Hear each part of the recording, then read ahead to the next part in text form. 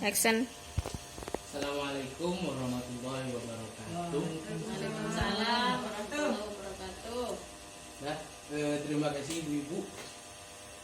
Kita kembali lagi di pertemuan yang kesekian kalinya, dan kita sudah ada di modul yang terakhir, modul 5, yaitu modul kesejahteraan sosial atau KESOS. Tapi sebelum masuk ke sini, saya ingin mengingatkan kembali tentang tema-tema yang sebelumnya kita bahas. Ada salah satunya yang kemarin terakhir kita bahas.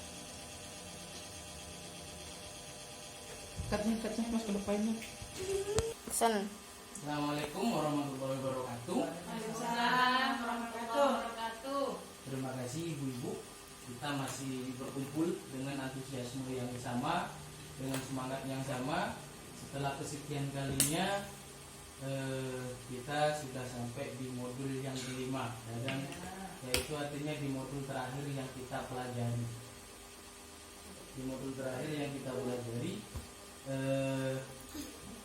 sedikit saya mengingatkan kembali, di modul atau di sesi yang sebelumnya kita membahas tentang perlindungan anak, mencegah kekerasan terhadap anak, mencegah anak menjadi bahan eksploitasi, atau jangan sampai anak itu terganggu perkembangannya. Ya. Di samping itu, sedikit saya mau tanya, ibu-ibu masih ingat nggak apa saja yang dipelajari dari sesi-sesi yang terdahulu? Misalnya Dari sesi awal, kita dianjurkan untuk menyisihkan sebagian kita ke tabung. menabung, itu sesi yang kedua, itu modul yang kedua, ya. Terus apa lagi ya? Tentang Perlindungan anak yang barusan itu, perlindungan anak agar anak tidak sampai menjadi target kekerasan, tidak menjadi target eksploitasi. Anak dieksploitasi terlalu berlebihan, disuruh ini, disuruh itu, jangan sampai itu terjadi. Anak dibeginikan, anak dibegitukan, jangan sampai itu terjadi.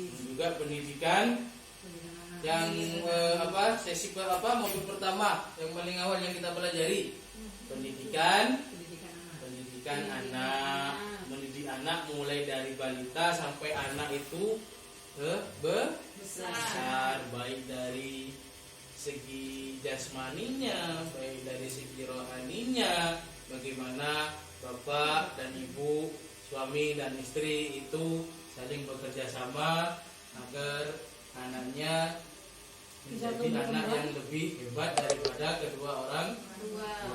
Semua orang tua kan menginginkan yang seperti itu, kan gitu. Nah, terus apa lagi? Perlindungan anak, terus keuangan keluarga, imunisasi, terus kesehatan dan gizi. Setelah anak dididik secara baik, pendidikannya secara baik, gizinya pun harus tercukupi. Salah satunya adalah rajin ke posyandu. Di sana kita bisa apa saja? menimbang berat badan, Memantau perkembangan berat badan, tinggi, vitamin, imunisasi, semuanya seperti itu. Terus setelah pendidikan anak terlindungi, keuangan keluarga sudah tercukupi, kesehatan gizi anak sudah terpenuhi, menjaga agar anak jangan sampai menjadi korban kekerasan, jangan terjadi eksploitasi anak. Sekarang yang kelima itu adalah kita membahas tentang kesejahteraan sosial. Di samping itu kita akan membahas di pembahasan yang lebih luas lagi. Ada yang namanya penyandang disabilitas. Disabilitas. Ada yang tahu artinya disabilitas itu apa?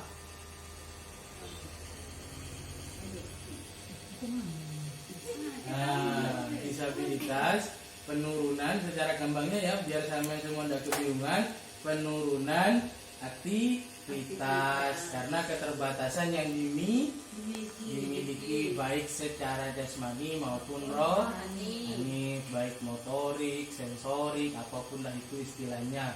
Misalkan tidak bisa jalan karena apa? Kakinya tidak bisa dibuat gerak, tangannya tidak bisa digerakkan karena memang tangannya kaku.